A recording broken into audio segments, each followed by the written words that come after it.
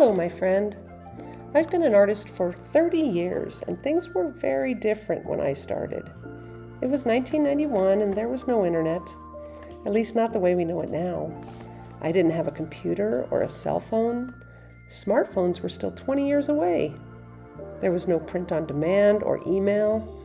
Everything had to be done in what we would now call the hard way or the snail mail route.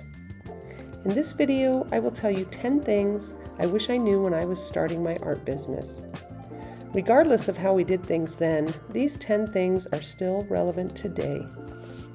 So let's get started.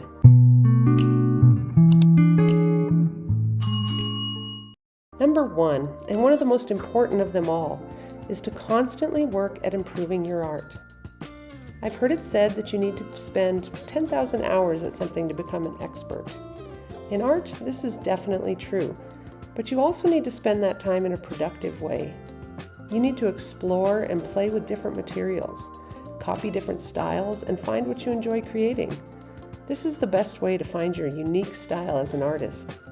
The more art you make, the more likely you are to create a masterpiece. Picasso painted over 13,500 paintings, but they weren't all masterpieces. Number 2, every piece you create will not be worthy for sale.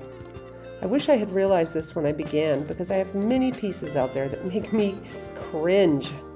I wasn't ready to sell my artwork, and now I have to be reminded of that every time I get an email from someone who has come across one of my first drawings in a thrift store or their parents' basement.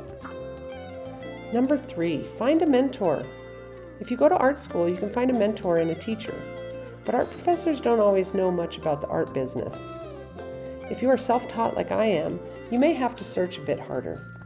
Find an artist you admire or an art-related business owner, like a gallery owner, and ask if they would be willing to mentor you. Save yourself the time and frustration of trying to figure everything out on your own. That's the way I had to do it. Sure, we have YouTube these days, but nothing beats one-on-one mentoring. The great thing is, you don't necessarily have to find someone local. The internet makes it easy to find a coach or mentor. When I started out, I lived in a town with little to no art scene. I got by. I can only imagine how much farther and faster I could have progressed with someone to guide me at the beginning.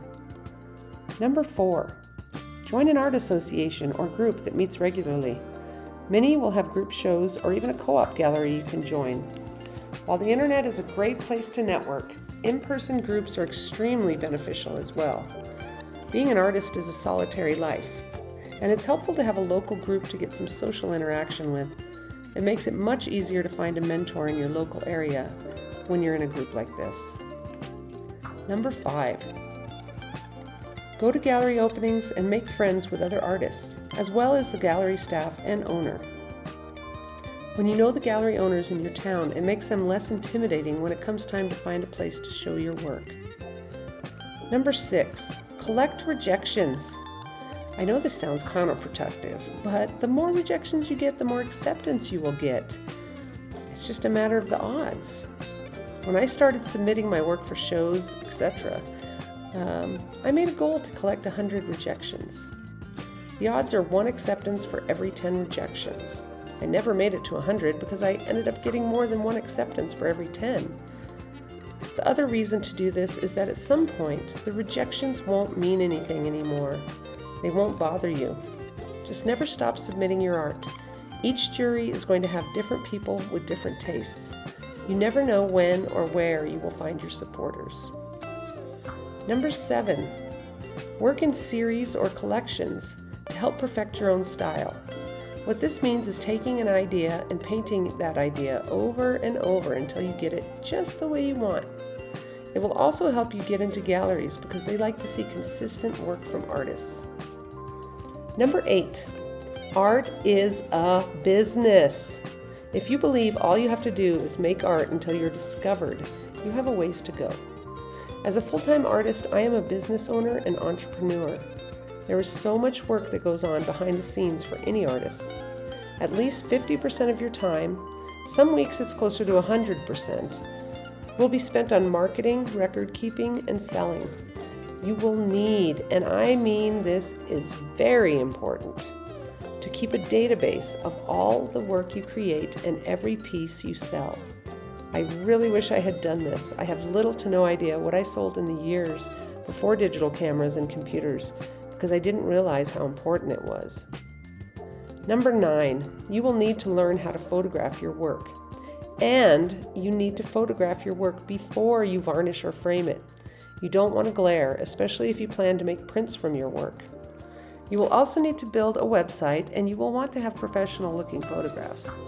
You can take a class to learn how to photograph your work, or if you can afford it, you can hire a professional to photograph or scan your work. Number 10, and most importantly, build an email list. I cannot say this enough times. This is something you should start from the very beginning. Start with family and friends and ask them to share your art so you can get more signups. If you speak with someone about your art, ask them if they would like to be on your email list to get updates. But don't just build an email list. Use it! This is the best way to stay in touch with collectors and future collectors. Social media is a great way to get your art out there, but how many times have you heard about someone losing everything because their profile was shut down and there was nothing they could do to get it back? An email list allows you to be in control of your followers' contact information. Plus, your fans are more likely to get your emails than they are to see your Instagram posts. Well, that's it. If you have any questions, please leave me a comment below and I will get back with you soon. Have you been an artist for a while? What suggestions do you have for artists in the beginning of their career? Leave a comment below and share what you've learned. And don't forget to like this video and subscribe to my channel if you want to see more. And have a great day, week, month, and year. I'll see you later.